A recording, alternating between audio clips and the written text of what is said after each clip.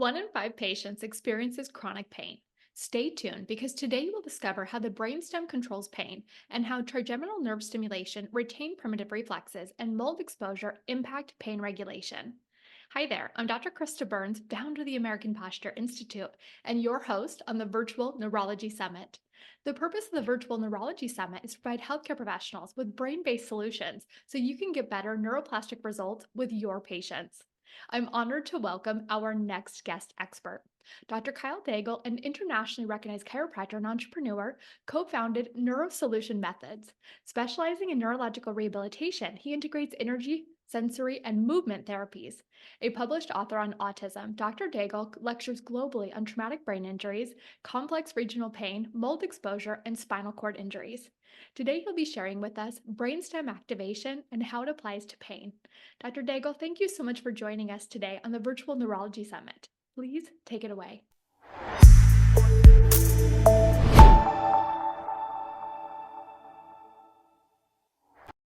So first of all, thank you so much for joining, and I hope that this lecture is going to bring a lot of light to some underlying factors. I really love working with the brainstem and how it actually applies to pain. And so this is what this lecture is going to be over. Again, just medical disclaimer that this is just for educational purposes only. All right, so I always like to start off with the doctor of the future will give no medication, but will interest his patients in the care of the human frame, diet, and the cause and prevention of disease. And it's by Thomas Edison. And, I think as being a chiropractor, it's really awesome because we believe that, the body is actually self-healing and the body has these innate capacities to definitely regulate pain.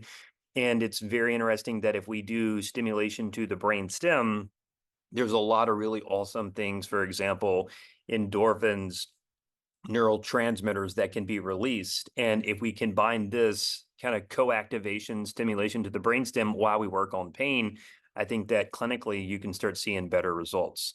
So what do you do when you burn your finger on a hot stove? You basically shake it, you rub it, and that sensory stimulation, what it does is it naturally dampens the pain response. And that's because sensory input into the brain can actually make some pretty profound changes, especially even reducing pain. And what we found clinically is that if we actually stimulate the actual brain stem, so here's the anatomy of the pain pathway. So you have literally a peripheral nerve that goes in, activates a nociceptor, it goes into the spinal cord, and then it's going to basically cross over and it's going to travel to the brainstem. And there's three crucial areas that we can use neurologically to stimulate these pain regulation centers. And one of it is actually in the area here called the medulla. This is where the vagus nerve comes from. Then we see this area right here, which is actually called the pons, and we have this thing called the periobrachial nucleus. And then we see this thing right up here called the periaxle of gray matter, and this right here is located in the midbrain. And so what we have found is that when we work with patients with complex regional pain syndrome, it's very important for us to actually start to stimulate these areas also. For example, we'll stimulate the midbrain through using stuff like pupillary constriction, eye movements. We'll do stuff like sensory stimulation, like trigeminal nerve stimulation, facial nerve stimulation for pons activation, and then we'll even do vagus nerve stimulation, while at the same time, we'll actually address the patient's pain. Now, I work with a lot of patients with complex regional pain syndrome. So these are patients that have tried multiple pharmaceutical agents, morphine, Seroquel, Dilaudid. Really, their pain doesn't even go below like a 10 on a 10-point scale. And when we see these patients, when we run a bunch of labs, what we're finding is that a lot of these patients are actually testing positive for something called mycotoxins. Mycotoxins is actually mold exposure. And mold is insane what it can do to the brain. Because there's something in neurological rehab, we have the sinus-brain connection. We also are very familiar with this gut-brain connection, but there's also a sinus-gut-brain connection as well. And what we're finding is a lot of patients with complex regional pain syndrome, when we actually run MRI studies over their actually head, we're seeing them test positive for mucosal thickening in their maxillary sinuses, their ethmoid sinuses, their paranasal sinuses, or we actually see opacifications where there's literally calcification. And, it's typically a lot of times considered a normal finding, but really in these patients, this is actually a pathological finding, and it's something, there's a new concept called nasal dysbiosis, and that we really work on actually stimulating the brain stem in these patients. And we found that this has been a great way to actually help reduce their pain. So there's multiple receptors that we can use to stimulate the brain. We have the chemoreceptors, which are actually sense of smell, like essential oils, taste, photoreceptors using various colors, auditory receptors. I'm very big in actually using sound acoustic stimulation, using brainwave entrainment, mechanoreceptors. This is where we can do stuff like vibration. We can use neuromuscular electrical stimulation. We can do chiropractic manipulations. And then we have thermoreceptors, which are using hot and cold. And so a big thing when I work with patients and even when I'm training doctors is to teach them that, the goal is to start to improve blood flow. And if you improve blood flow, you can improve function. And this is where we really like the concept of using photobiomodulation, which is red light therapy. Basically trying to get blood flow to the brain stem, and then also addressing the actual area of discomfort or dysfunction. And we basically enhance blood flow to the brain and to the brain stem, to these networks that regulate pain. And then we turn around and co-activate or apply some sort of sensory stimulation to that area of the pain. In neuroplasticity, or in the brain, what wires together fires together. So this has been a great way that we've been able to help out with reducing pain, even in complex regional pain syndrome, phantom limb pain, is by addressing the actual brain stem, the midbrain, the pons, and the medulla, while we also address the area of discomfort. So there's a lot of research, and I taught this concept for years about lateralization of the brain. And, based off of research, is that we're actually seeing that the right side of the brain has a higher concentration of actually regulating pain. And it's something very unique, because when you actually do an autopsy scan of the brain and they actually stain it, there's a really, really high concentration of GABA, basically inside the right frontal lobe. And what GABA does is it's a neurotransmitter that actually is used for dampening the pain response. So when we clinically start working with patients, we're going to do a lot of sensory stimulation to the brain stem to try to drive sensory stimulation to the frontal lobe while we address the area of discomfort.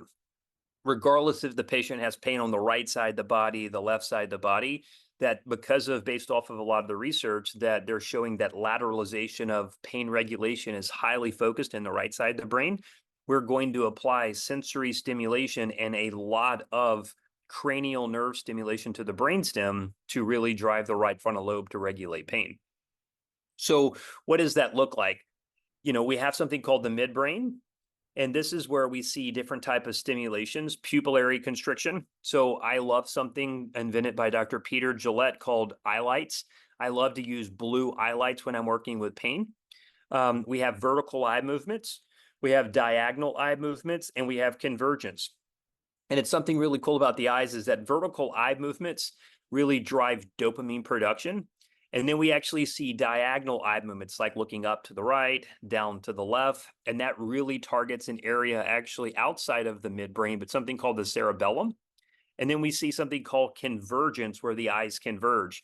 And, I definitely tell a lot of the doctors, especially chiropractors that I train, that if you get a patient with chronic headaches and migraines, and you've been doing spinal manipulations and their pain's not really, you're not able to dissipate or reduce the headache occurrence, highly encourage you to actually literally check convergence. And you're going to notice that most of these patients, their eyes don't converge. So a lot of these patients that are on screens, they're reading a lot, they'll get headaches because what happens is their eyes just aren't converging, and it's creating a spasm. And then that can basically manifest into, postural alterations or muscle spasms in the upper cervical spine. Some really cool research that's come out about amerquin receptors, which are these receptors in the back of the eye, and that they actually have receptors for glycine, which is actually a pain inhibitor, GABA receptors in the eye. And we found clinically that a lot of the patients that we work with really, really with pain respond really well to actually using pulses of blue light to the actual eye. Now, again, this is where we're using stuff like NeuroSage, a computer software program that I helped co-develop, or even Dr. Peter Gillette's blue eye lights when we're working with pain. Then we have, benefits of stimulating the pons. So you have the midbrain, then you have something called the pons. And inside the pond, there's a couple of cranial nerves that are really awesome. The trigeminal nerve, which I'm going to show in a couple of slides here, is incredible with the benefits of stimulating that for pain regulation. We also have the vestibular cochlear nerve, which there's a lot of research that when patients are in pain, they're not really standing up in a great extensor, posture. They're actually flexed forward. And when we do balance testing, we find that these patients actually have vestibular dysfunctions. And then we also see something with horizontal eye movements. So we see the actual abducent nerve, so basically horizontal eye movements. And it's something very unique that horizontal eye movements actually drive an area in the pons called the raphe nucleus, which is where serotonin is actually produced. So patients with even anxiety, they can respond really, really well to horizontal eye movements. So benefits of stimulating the pons, you get improved blood flow, you get you get a reduction of pain. You also can see decreased stress. You can also see improvements in the gastrointestinal function. And that's actually because when you really activate the trigeminal nerve, for example, even chewing, that there's a little bitty branch that actually branches off that actually stimulates the medulla, which is where the vagus nerve's housed. And then you also see decreasing depression from pons stimulation. So this is something from Focus Builder. Cedric Noel made this incredible poster, and it just goes to show you that, there's 3 areas inside of the brainstem that you can utilize to help reduce pain. So you have the midbrain, you have the pons, and you have the medulla.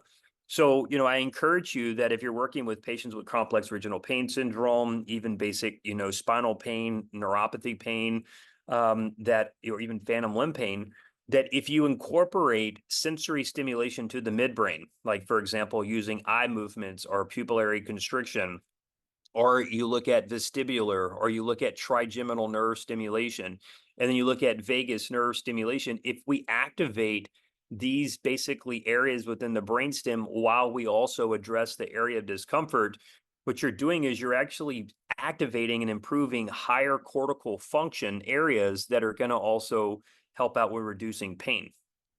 So one of my favorite research papers that I lecture on all the time is actually this right here, and it's the trigeminal nerve. And so this research right here is called Trigeminal Nerve Control of Cerebral Blood Flow.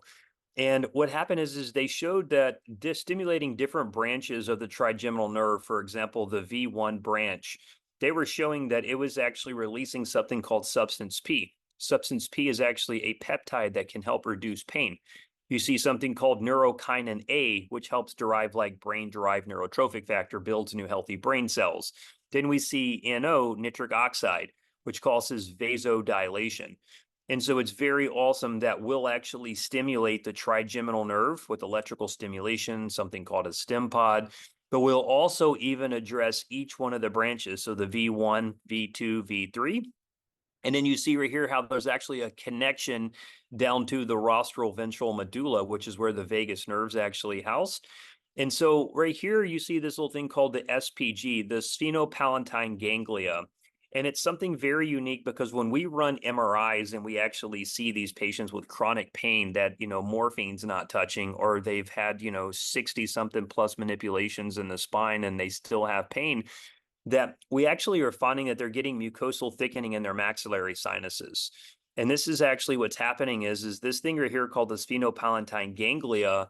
What happens is it has multiple branches. And what we're seeing with patients is that they're testing positive for mycotoxin mold exposure. And when you look at these patients, when this stuff, basically this sphenopalatine ganglia gets disrupted, you're going to start noticing when these patients come and see you, their pupils become extremely dilated. And that's a sign of the brain in the fight or flight state. And so there's research that now they're showing that people can actually go and have a sphenopalatine ganglia nerve block, and it can have a 50% reduction in complex regional pain syndrome. So, as a chiropractor, what I suggest us doing is we actually literally do a lot of work on the primitive reflex called the rooting reflex. The rooting reflex is this reflex that's actually elicited by stroking the face. It's the reflex that infants have whenever they learn how to breastfeed, basically. But what's happening is this reflex can return, and that reflex can basically return because of pathology present inside of the sinuses. Okay, so the sinuses basically are innervated by the trigeminal nerve. So if we get a stress response inside of the maxillary sinus, what can happen is that can basically literally start causing calcification or irritation on this phenopalatine ganglia. And then all of a sudden, boom, now the pupils start to dilate. The patient starts having issues with their autonomic nervous system. They start having constipation issues. They can't start to detoxify. They can't sleep, and these patients are even trying to be put on pain medication and it's not working. And so what we can do clinically from a rehab perspective is that we can actually start to address this. So I do a lot of facial stimulation, vibration, photobiomodulation over the face. And we really actually work on two primary primitive reflexes: the Moro reflex, the startle reflex, and the rooting reflex. Again, and so the goal here is that substance P and nitric oxide can actually help out reducing pain. So looking at this, we use this little thing called a stim pod. And what we'll do is we'll activate V1, V2, and V3. I like to do a lot of bilateral sensory stimulation. And then you can turn around while we're doing this trigeminal nerve stimulation. You can actually go and activate using like some form of electrical stimulation, TENS, NMES, laser therapy, vibration therapy, PMF, chiropractic manipulations. But we can actually address other sensory stimulations simultaneously while we activate the actual trigeminal nerve to reduce pain. I'm a massive fan of laser therapy, but one of the big things that laser therapy can do is it really reduces inflammation, and then it also can help out improving muscle regeneration, reducing muscle atrophy, and then also improving angiogenesis, which is basically improving blood flow. So again, really cool research paper over complex regional pain syndrome that they're showing that they've actually used a sphenopalatine ganglia block where they've actually literally done injections here. What we do is actually we'll put laser therapy over the sphenopalatine ganglia in the face. We'll use red, infrared lasers. We'll also use trigeminal nerve stimulation to actually activate the actual sphenopalatine ganglia in the face. The other thing that we found that's really awesome is actually using music therapy. Very interesting to see that, music can actually release enkephalins and endorphins. There's a really cool device that I found years ago called the ZOK, Z-O-K, and it's actually an insufflation. People actually can literally use insufflation in the inner ear to actually release headache pain. So studying this, what happened is that I fell in love with doing QEEG testing. And what I found in all these patients, they come and see me with complex regional pain syndrome, is that when we scan their brain, they have excessive amount of high beta waves, which is a brain wave that the brain is using when they're in fight or flight.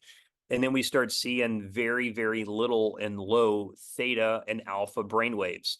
So acoustically, what we'll do is we'll actually work on kind of like neural feedback, where we'll also start using theta music, alpha music. So basically 4 to 8 and then 8 to 13 hertz. So basically theta and alpha waves to help reduce pain response. Again, also a lot of really cool research over alpha entrainment. So basically alpha waves, which has been shown to actually alleviate chronic pain. And so this was just showing that they actually were doing research with using 8 hertz, and they found that listening to 8 hertz with sensory stimulation was also able to dampen the pain response. So think about this. The patient has chronic low back pain, and as a chiropractor, we can go and adjust that area. We can do electrical stimulation, and if that patient's pain still persists, my clinical opinion would be that if we go to the brain stem and we activate the brain stem through the vision, through the trigeminal nerve, through the vagus nerve, and then now I've shown that there's research that lateralization to the right side of the brain also has a higher concentration or ability to dampen the pain. So if we really drive the right brain, we stimulate the brainstem, and then simultaneously we address the actual area of discomfort, well, then we can really have a little bit more higher chance of helping that patient's pain to basically dissipate or reduce. The vestibular dysfunction, lots of research. One of my favorite devices to actually use is something called the balance tracker, where I'll actually go through and I'll check all the different cervical canal positions to see if there's any weaknesses. And from that, what I do is whenever I find that there's a lot of instability in that, vestibular canal, maybe it's the right posterior canal or the patient and cervical extension, I will actually treat that patient in whatever type of cervical canal that's unstable while I'm simultaneously driving sensory input to the area of pain. So as you can see, I really love this concept of kind of co-activation. Activate the vestibular system while I'm actually driving sensory input to the area of discomfort. This is a video game that I co-developed that I actually use. I use this little game. It's called Hyperactive Cat. I do a lot of saccadic eye movement. So this is basically a cat that runs through an alley. And what the cat does is you basically are navigating different obstacles. So there's a lot of horizontal saccades. So you're basically vertically tracking, and then the eyes make horizontal eye movements. And then when I work with pain patients, we do a lot of right brain stimulation, which is where there's a lot of sound coming out of the left ear to drive the right side of the brain. And then what we did is we enhanced our program NeuroSage by actually giving the therapist the option to either use alpha brainwaves or delta or theta brainwaves. So you can also even drive acoustic brainwaves to the actual hemisphere that you want to do to stimulate to dampen pain. Another game that we kind of co-developed was actually using an ice world. So the patient actually plays this video game where they're literally in an ice world. And there's a lot of sensory stimulation, a lot of blues and greens, which drive the right brain. And then again, from an acoustic standpoint, I'm going to use theta and alpha music in the ear while the patient's playing. And then we'll do something called the vestibular activation, where we can apply, vibration to the area using some sort of alpha stem neuromuscular education, electrical stimulation. And then we can also apply cervical rotation or even cervical tilts. So the vestibulospinal tract, what it does is it activates our intrinsic muscles that stabilize the spine. So in my opinion, clinically, that when the patient comes and sees me in their pain, they're typically flexed forward. So what I want to do is get that patient into extension. So I can either have them cervically extend, or I can do rotations, or I can even do cervical tilts at the same time, addressing sensory stimulation to the area of discomfort. And then also another thing that we can also use is the motion guidance program, which is where the patient takes a headlight laser. And let's say they had sciatica pain. I'm going to put some sort of sensory stimulation to the lower back, and I'm going to have the patient actually do cervical rotations. And basically what you do here is you try to put this laser and you want to follow, these lines, or you can even activate different canal positions with basically the laser while you're stimulating the area of discomfort. And then you have the medulla, which is where the vagus nerves house. I do a lot of auricular branch stimulation in the ear, which is actually this right here. And vagus nerve stimulation has been shown to help reduce pain and inflammation. So this is my favorite area to actually stimulate in the ear. And how do I detect that? I look at the patient's back of their throat when they say ah, and I look for this lower soft palate arch. That's actually a weakness of cranial nerve 9 and 10. So this would be a perfect example of a right vagus nerve weakness. I can either use laser therapy directly on this lower soft palate, or I can use something called the stem pod, or even a Resimax over the auricular branch of the vagus nerve, or I can even laser the auricular branch of the vagus nerve. And then also just kind of some research that shows that, electrical stimulation as well as vibration therapy combined has had a phenomenal, reduction in pain. So one of my favorite things to do is actually use the Venom Go belt. I'll put, this vibration device on, and then I use NMES, the Sabo stem, and I'll apply sensory stimulation to the area of discomfort simultaneously while they're engaged in either vision stimulation, trigeminal nerve stimulation, vagus nerve stimulation, or even vestibular stimulation. And that right there is it. So if anyone wants to kind of see some of the really cool things that we do clinically, you can actually check us out on Instagram or even visit my website at drkyledaigle.com. Wonderful. Dr. Daigle, thank you so much for making this so practical. What a great presentation. I'm going to go through a quick summary, then a couple questions for you for implementation. So you talked about what do you do when you burn your finger? You rub it and you move it, right? We're stimulating the brainstem. So pain pathways, nociceptors, goes from the nociceptors to the spinal cord, crosses over, and then up to the brainstem. We have the medulla, which houses the vagus nerve. We have the pons, stimulating the parabrachial nucleus with cranial nerve stimulation, and then the periaqueductal gray in the midbrain. With complex regional pain syndrome, positive for mycotoxins, so mold exposure for a lot of the patients that you've been seeing. Mold impacts the sinus, the gut, the brain connection, mucosal thickening of the sinuses or calcification, leading to nasal dysbiosis. So stimulate the brainstem to help with pain. And with receptors, we have chemoreceptors for things like smell, photoreceptors with light therapy, auditory with frequencies, mechanoreceptors, vibration, tactile, and then thermoreceptors with hot and cold. So improve blood flow to improve photobiomodulation with red light therapy. And then you shared with us a great research study regarding lateralization of the brain. So right side of the brain has a higher concentration of brain regulation or pain regulation, excuse me. More GABA in the right frontal lobe drives stimulation to the frontal lobe via the brainstem. So cranial nerve stimulation, for example, to drive the right frontal lobe. And then with midbrain, you'll see pupillary constriction, or we want pupillary constriction, eye lights, such as blue eye lights, vertical eye movements, doing diagonal eye movements, as well as convergence. And with convergence, if a patient has difficulty bringing their eyes together at midline, this can be associated with headaches and screen time and postural alterations. There's amacrine receptors in the eye, GABA receptors in the retina, so blue light to the eye. And I think you called it neurosage. Is that the Yep. what you're using? Neurosage? Perfect. And then and then for the pons, increasing blood flow, reduce pain, alter GI function, decrease stress and depression, increase focus and concentration by stimulating facial weakness, horizontal eye movements, and stimulating the trigeminal nerve and the vestibulocochlear nerve. Then we talked about incorporating sensory integration to the midbrain, stimulating the trigeminal and vagus.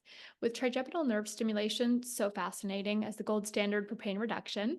So V1 releases substance P, neurokinin, nitric oxide for vasodilation. V2, parasympathetic nervous system reflex arc, vasodilatory and neuropeptides. And then V3, a central pathway for vasodilation. And with the pupils dilated, looking at the sphenopalatine ganglia, stimulate the rooting reflex by stroking the face. We could see calcification of the sphenopalatine ganglia, issues with the autonomic nervous system associated. So with rehab, facial stimulation, vibration, photobiomodulation, the Moreau and the rooting reflexes. And then StimPod activates V1, V2, and V3. And then you can pair this simultaneously with electric stimulation, photobiomodulation, vibration and adjustments or adjustments. And then laser therapy to reduce inflammation and reduce muscle atrophy while improving blood flow. With music therapy, it helps release enkephalins and endorphins. So you've seen with patients who have chronic pain, they have high beta waves with fight or flight, but low theta and alpha. So 4 to 8 hertz of the 8 to 13 hertz to reduce pain response. And alpha wave entrainment, I think you said about 8 hertz with sensory stimulation to dampen pain response. So drive the right brain, stimulate the brainstem, and stimulate the area of discomfort and doing that co-activation. With Yep. vestibular dysfunction, you talked about a balance tracker. Check the canal positions for instability and treat the patient in that canal position while driving sensory input to the area of pain. And then hyperactive cat. So that was a great video game that you shared with us, which has a lot of psychotic eye movements, horizontal saccades, and then sound out of the left ear to stimulate the right brain. And then vibrate, alpha intense stimulation on pain, and then add cervical rotation and cervical tilts at the same time as sensory. Motion guidance program using the headlight laser, another great resource. And then medulla, also stimulating the auricular branch, stimulation of the ear. And then analgesics, so electrical and vibration. You gave a great example of a belt to utilize with stimulation over the area of discomfort with neurostimulation. Absolutely phenomenal presentation. Thank you again for making it so practical for us. I had a couple Yeah. questions for you in terms of the resources that you shared with us. So I love the idea of the gamification where they're actually getting neurorehabilitation, but they get to play a game. So that was, can you tell us a little bit more about the game? And are you able to put the settings? It looked like there was a setting where you can stimulate a certain part of the brain. Is that kind of how it works? Can you explain that a little more? Yeah, so I actually did research at Life University years ago over neurosage about the effectiveness of it. Dr. Michael Longyear did the research for us. And what we did is we actually took Dr. Robert Alilo, who was actually a partner in the actual in NeuroSage, basically the video game. And we really took a lot of his work over the sensory stimulation of colors and how it stimulates the brain. So, for example, the right side of the brain has been shown that using blues and greens Mhm. can really actually enhance function to the right side of the brain. And then also music, for example, sound in the left ear has a one primary pathway, which is going to go from the left ear to the right side of the brain, and then a non-primary pathway to go straight to the brain. So what happened is we made these video games to where you can actually select how you want to enhance stimulation to the hemisphere. So whether it's blues and greens drive the right frontal lobe, sound coming out of the left ear, but then we can even add the acoustic enhancements where you can select theta waves or you can select alpha waves to also drive, brainwave enhancement to the actual brain itself. Phenomenal. And is this something that is available for patients to use at home as at-home therapy, or is this something that practitioners have in their office and then the patient's doing it while they come in for therapies or for treatment? It's a combination of both. So we have NeuroSage itself, the commercial platform, which is where we have about 175 different doctors right now using that. And then we have NeuroSage Home, which is actually for patients that the doctor can basically put a patient on a prescription or patients can use this at home themselves. But NeuroSage Home, and then we have NeuroSage, which is the commercial platform. Wonderful. And when it comes to working with chronic pain patients, I know you work with highly complex and chronic patients. When I know that every patient is going to be unique and individual with their responsiveness and response time, but overall, when you're setting up your treatment plans with neurorehabilitation, what are some cues for you of how long the patient needs to be doing neurorehab to actually stimulate neuroplasticity?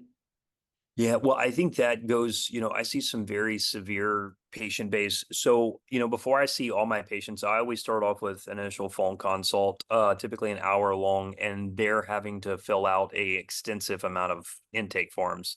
The next thing that I do is I run a lot of labs. So I run something called the Neural Zoomer Plus, stool samples, urine samples. Now, from that, what I'm able to do is really see how inflamed the patient is. Now, from that, that's going to give me a good idea as to what's really going on, how long. An average treatment plan with me is typically about 4 to 6 weeks. And mine is not like the average therapy where someone does like 3 times a week for 6 weeks. We do intensive programs. So our patients are basically spending about 4 hours a day in our clinics. And we're doing that for 5 days a week for, up to 4 to 6 weeks. So for example, like a complex regional pain syndrome, an average for us is about 4 to 8 weeks. So basically looking at anything from like a month to 2 months of rehab.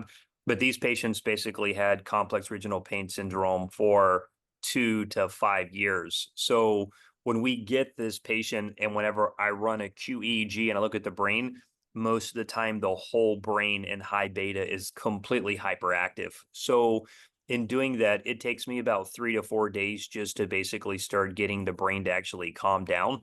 And again, I do that based off of, what I kind of mentioned using sound and light and visual stimulation. But yeah, on an average on my cases, it's normally 4 to 6 weeks is a pretty good kind of average with most of my neurorehabilitation cases. Excellent. Thank you so much. And I want to encourage everybody to click over, be sure to follow you, and learn more about the amazing work that you're doing. And as we wrap up another great session today on the Virtual Neurology Summit, I'd like to acknowledge Dr. Daigle for his excellent work in neurologic rehabilitation. And to all of our viewers, I'd like to acknowledge you. Thank you for your commitment to brain based correction and objective clinical results. I'm Dr. Krista, your host on the Virtual Neurology Summit. Be sure to check out the Postural Neurology program to get certified in brain based postural correction. Stay tuned, and we'll see you on the next Neuro Masterclass of the Virtual Neurology Summit.